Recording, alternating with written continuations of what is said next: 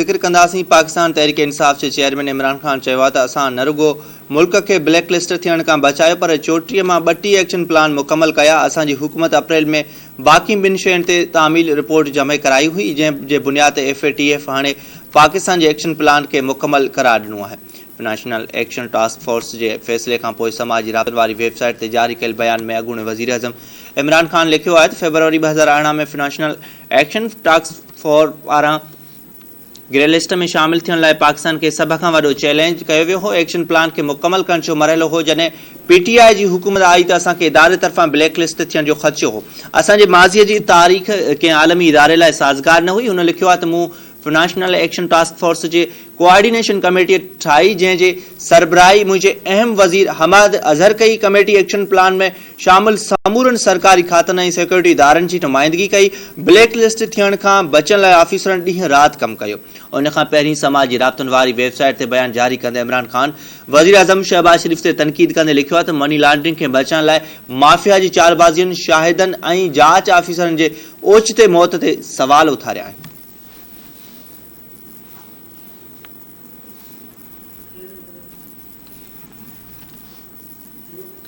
सिंध हुकूमत तवानाई बहरान के मुंहुं ॾियण लाइ कारोबारी वक़्तु महदूद करण जो फ़ैसिलो कंदे सॼे सूबे में कारोबारी वक़्तु तब्दील करे छॾिया आहिनि। सूबाई घरू खाते तरफ़ां जारी कयल नोटिफिकेशन मूजिबि सूबे में कारोबारी सरगर्मियूं राति 9 वॻे खां पोइ जारी रखणु ममनू करार ॾिनो वियो आहे, जंहिं तहत राति 9 वॻे समूरा बाज़ारूं, दुकान ऐं शॉपिंग मॉल्स बंदि कया वेंदा। नोटिफिकेशन मूजिबि समूरा शादी हाल 10:30 वॻे बंदि कया वेंदा, जॾहिं त शादीअ जा प्रोग्राम बि राति 10:30 वॻे ताईं ख़तमु करणा पवंदा। नोटिफिकेशन मूजिबि में ॼाणायो वियो आहे त होटल्स, रेस्टोरेंट्स, कॉफ़ी शॉप्स ऐं कैफ़े राति 11 वॻे बंदि कया वेंदा, जॾहिं त मेडिकल स्टोर्स, इस्पतालूं, petrol pumps, CNG stations, bakeries ऐं खीर जी दुकाननि ते उहो फ़ैसिलो लागू न हूंदो। नोटिफिकेशन मूजिबि हुकूमत तवानाई बहरान खे मुंहुं ॾियण लाइ कारोबारी वक़्तु महदूद करण जो फ़ैसिलो कयो आहे ऐं नए कारोबारी वक़्तु अॼु खां लागू थींदा, जॾहिं त उहो फ़ैसिलो 1 महीने लाइ कयो वियो आहे।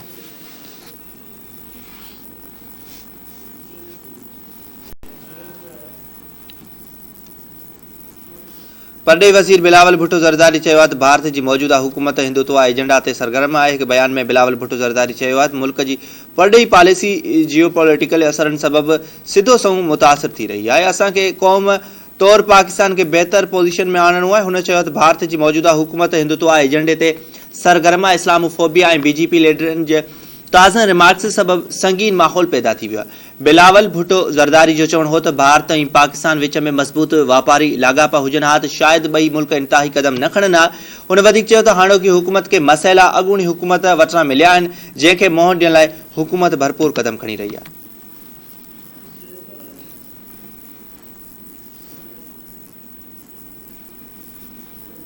इंटरबैंक में डॉलर ₹1.33 महांगो थी 209 रुपयनि जे रिकॉर्ड सतह ते पहुची वियो आहे। मुल्क में रुपए जी लाथ जो सिलसिलो लगातार जारी आहे ऐं अॼु बि इंटरबैंक में डॉलर जे मुल्ह में रिकॉर्ड वाध कई वई आहे। ॿिए पासे ओपन मार्केट में डॉलर पहिरियों भेरो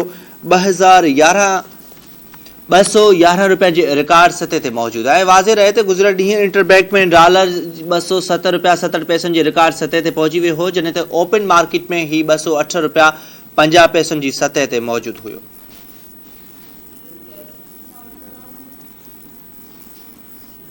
सिंध असेंबली जो इजलास सूमर ॾींहुं 11 वॻे ताईं मुलतवी कयो वियो आहे। इजलास दौरान बजट ते बहस कयो वियो। इजलास में ॻाल्हाईंदे गंवर इसराणी चयो आहे त असेंबली में जेको माहौल जुड़ियो उन मां लॻे थो त क़यादत सां गॾु हुननि मेंबरनि जो बि इलाज थियणु घुरिजे। अपोज़िशन मेंबर बिलाल गफ़ार पहिरीं बजट खे पढ़ी अचे त खेसि मालूमात मिली सघे।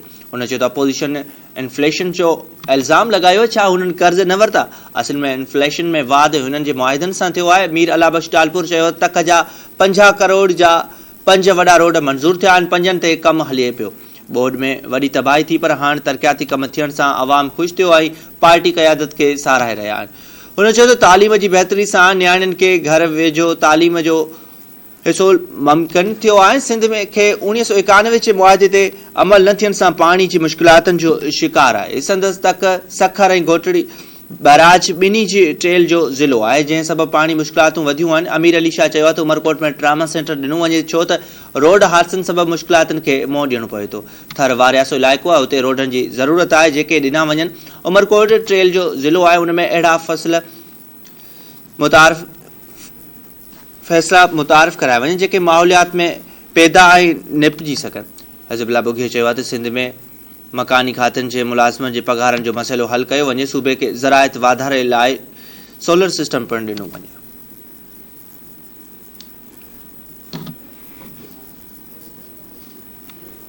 वज़ीर आज़म शहबाज शरीफ़ चयो आहे त इंडोनेशिया मां खाजरे तेल जी दरामद जे इंतज़ामनि सां मुल्क में बहरान जो ख़तरो टरी वियो आहे। वज़ीर आज़म शहबाज शरीफ़ सां सनअत ऐं पैदावार वारे वफ़ाक़ी वज़ीर मख़दूम मुर्तज़ा महमूद ऐं सेक्रेटरी इमदादुल्ला मुसाल मुलाक़ात कई, जंहिं दौरान वज़ीर आज़म सनअत ऐं पैदावार वारे वज़ीर जे पंहिंजे ख़र्च ते खाजरे तेल जी दरामद लाइ इंडोनेशिया जे दौरे जी वाखाण कंदे चयो त बरवक़्त दरामद सां मुल्क में खाजरे तेल जे बहरान जो ख़तरो टरी वियो आहे। हुन चयो त सनअत ऐं पैदावार वारे वफ़ाक़ी वज़ीर ऐं सेक्रेटरी जूं कोशिशूं साराहजोगियूं आहिनि। सनअत वारे वज़ीर जी कोशिशुनि सां इंडोनेशिया मां पाकिस्तान खे 2.5 मिलियन मेट्रिक टन सप्लाई थी रही आहे, जंहिं जे नतीजे में इंडोनेशिया जी पैदावार पाकिस्तान ॾांहुं मोकिली वई।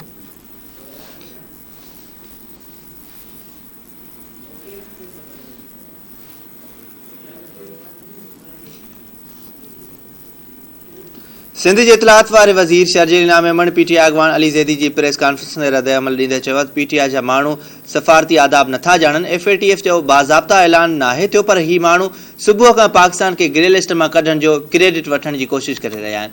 पंहिंजे जारी कयल बयान में सूबाई वज़ीर शर्जील इनाम मेमण चयो आहे त उन्हनि जी बेवकूफ़ीअ जे करे दोस्त मुल्क पाकिस्तान खां नाराज़ थी विया हुआ, पर इत्तेहादी हुकूमत ऐं पढ़ी वज़ीर बिलावल भुट्टो ज़रदारी जी अणथक महिनत रंग लाए रही आहे। शर्जील इनाम मेमण चयो आहे त पाकिस्तान खे ग्रे लिस्ट मां कढण जो वाज़े इम्कान आहे, पर असांखे सफ़ारती आदाब जो ख़्यालु रखणो पवंदो ऐं सरकारी ऐलान जो इंतज़ारु करणो पवंदो। सूबाई वज़ीर चयो त ग्रे लिस्ट मां कढण जो जेकॾहिं ऐलान थियो त उनजो पूरो क्रेडिट चेयरमैन बिलावल भुट्टो ज़रदारी खे वञे थो। उन वधीक चयो आहे त पीटीआई पंहिंजी शिकस्त जो अहसासु कंदे 240 तां भॼी वई, खेनि को बि उम्मीदवार न मिलियो।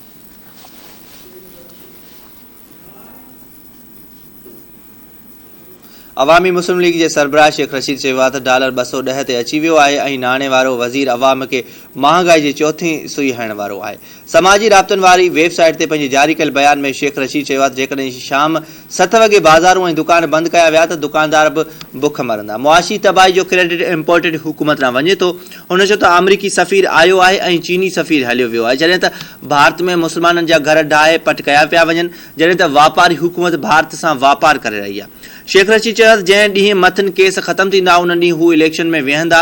दर्जने पार्टियूं अवाम जी नज़रुनि सां ओझल थी चुकियूं आहिनि। इमरान ख़ान अकेले अवाम जी दिलियुनि खे छुयो आहे।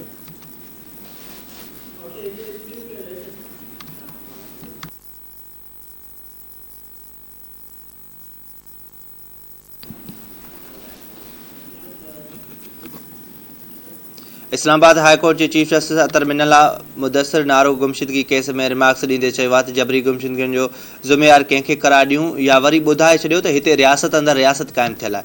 Chief justice Islamabad high court जे सरबराही में मुदस्सिर नारो ऐं ॿियनि गुम थियल शहरियुनि जे बाज़ियाब न थियण ख़िलाफ़ दरख़्वास्तनि ते ॿुधणी थी, जंहिं सिलसिले में डिप्टी अटॉर्नी जनरल अदालत में पेश थियो। ॿुधणी दौरान चीफ जस्टिस अतर मिनल्ला डिप्टी अटॉर्नी जनरल सां मुकालमो कयो त अदालत पंहिंजे गुज़िर ऑर्डर में छा लिखियो त उहो पढ़ी ॿुधायो। इन ऑर्डर में ॼाणायो वियो हो त मिसिंग पर्सन्स खे बाज़ियाब करे पेश कयो वञे, उहे किथे आहिनि। चीफ जस्टिस जे सवाल ते डिप्टी अटॉर्नी जनरल चयो त गुम थियल माण्हू जे मामले ते कमेटी जोड़ी वई आहे। जांच एजेंसियुनि बि कोशिशुनि जारी रखियूं आहिनि। उन ते चीफ जस्टिस अतर मिनल्ला चयो आहे त अदालत खे कमेटियुनि में न फासायो, उहो ॿुधाए त अदालती हुकूम ते अमल थियो या न। वफ़ाक़ी हुकूमत जो एक्शन किथे आहे? अञा बि रोज़ माण्हू खंबिया पिया वञनि, पर केर बि पुछण वारो न आहे।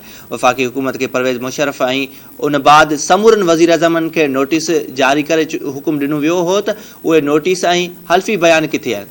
Chief justice Islamabad high court remarks ॾींदे चयो आहे त अहम तरीन मामिलो आहे, उन में रियासत जो उहो रवैयो आहे। छा वफ़ाक़ी हुकूमत जी जोड़ियल कमेटियुनि जा इजलास थिया आहिनि? अदालत हुकुम ॾिनो त हू त हुकुम ते अमल न थींदो ऐं हाणोको ई अॻूणो घरू वज़ीर पेश थींदो। घरू वज़ीर किथे आहे? छा उहो अदालती हुकमनि ते अमल थी रहियो आहे? छा उहो सुठो लॻंदो त चीफ एग्ज़ीक्यूटिव खे समन जारी करे? अदालतुनि जो चवणो हो त सभु हुकूमतूं आइन ऐं पंहिंजी हलफ़ जे भञकड़ी करे रहियूं आहिनि। हीउ मामिलो वफ़ाक़ी हुकूमत ऐं समूरी सियासी क़यादत जे तरजीहनि में शामिल हुअणु घुरिजे। डिप्टी अटॉर्नी जनरल अदालत खे ॿुधायो त ईंदड़ ॿुधणी ते अदालत खे आगाह कयो वेंदो त मिसिंग पर्सन्स जी बाज़ियाबी लाइ कहिड़ियूं कोशिशूं कयूं पई वञनि। Chief justice Islamabad high court जो चवणो हो त वफ़ाक़ी काबीना हिकु कमेटी जोड़ी आहे जेका न हुअणु बराबरि आहे। जबरी गुमशुदगियुनि जो ज़िम्मेवार कंहिंखे करार ॾियूं? या वरी ॿुधायो त हिते रियासत जे अंदरि रियासत आहे, पुलिस, IB ऐं आर्म्ड फोर्सिस जे एजेंसियुनि ते पिणु इल्ज़ाम मढ़िया वेंदा आहिनि। जेतिरा बि केसिस आहिनि उन मां को हिकु ई ॿुधायो त खेस न खंबियो आहे। अदालत चयो त बचाव वारो कंहिं जे मातहत आहे या वज़ीर आज़म चए थो त हू बेवस आहे। जेकॾहिं वज़ीर आज़म बेवस न आहे त आइन खेस ज़िम्मेवार करार ॾिए थो।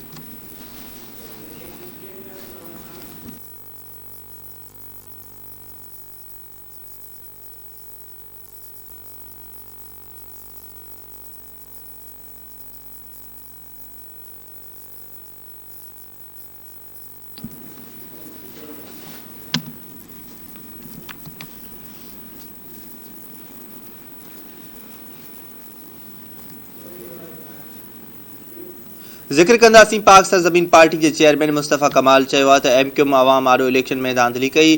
गुज़िरियल ॾींहुं साद रिज़वी जी अॻवानी में असांजी ऑफिस ते हमिलो कयो वियो।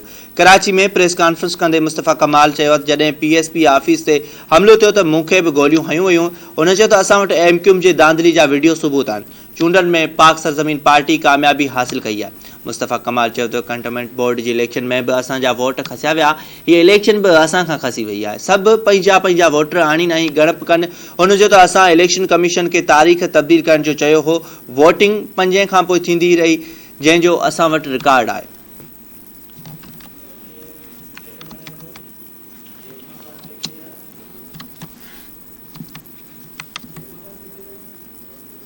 ज़िक्र कंदासीं मीरपुर भठोरे में अवामी तहरीक पारां सिंध में वधंदड़ महांगाई ऐं पाणी खोट ख़िलाफ़ एहतजाजी मुज़ाहिरो कयो वियो।